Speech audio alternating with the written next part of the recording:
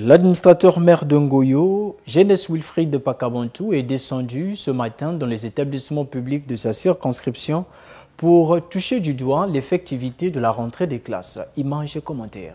De l'école primaire de Ngoyo au complexe scolaire de Côte-Matev, en passant par l'école primaire de Timbamboka, le lycée Alexandre Honoré Pakan et le complexe scolaire de Ndjeno, Jeunesse Wilfried Pakabantou a sillonné ces établissements publics pour se rendre compte de l'effectivité de la rentrée scolaire 2024-2025 dans le 6e arrondissement de Pointe-Noire. Nous avons constaté, nous avons vu effectivement au niveau des lycées et collèges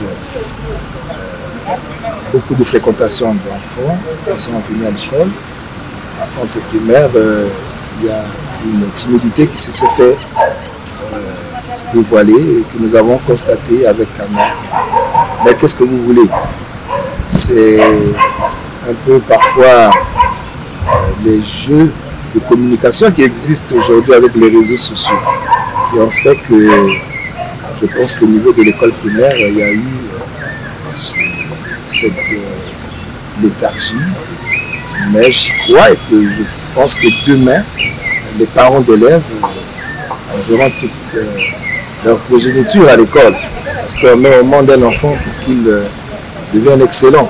Et pour être excellent, il faut aller à l'école. Les enseignants ont toutefois répondu présent malgré la timidité du côté des apprenants. Sur le plan administratif, nous avons constaté une présence effective de tous les enseignants. Le personnel enseignant s'est très bien comporté, du préscolaire à l'école primaire, de l'école primaire au collège, du collège au lycée. Nous n'avons enregistré pratiquement pas d'absents, mais des exclusifs pour cause de deuil, pour cause de maladie. Mais la présence des enseignants a été effective. Voilà pourquoi je donne un coup de chapeau au personnel enseignant de l'arrondissement numéro 6 qui ont bien voulu répondre présent à l'appel du gouvernement au premier jour de la rentrée scolaire.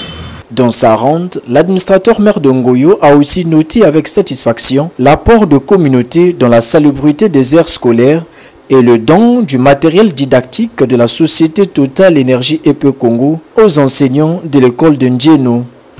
Bravo aux communautés qui vivent dans les environs des écoles parce qu'ils ont tous contribué à la salubrité. Vous voyez, les écoles sont propres, les salles de classe sont bien installés pour accueillir les apprenants.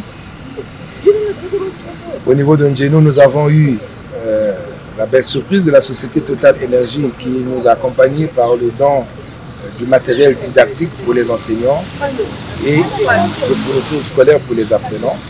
Et c'est ici aussi l'occasion de dire merci à ce partenariat entre Total et EP, donc la communauté de Ndjeno, l'arrondissement 6 en général, pour cet apport qui fera que demain, je pense que tous les enfants de Ndjeno pourront avoir un cahier, un bic, un crayon, une règle pour bien débuter cette année scolaire.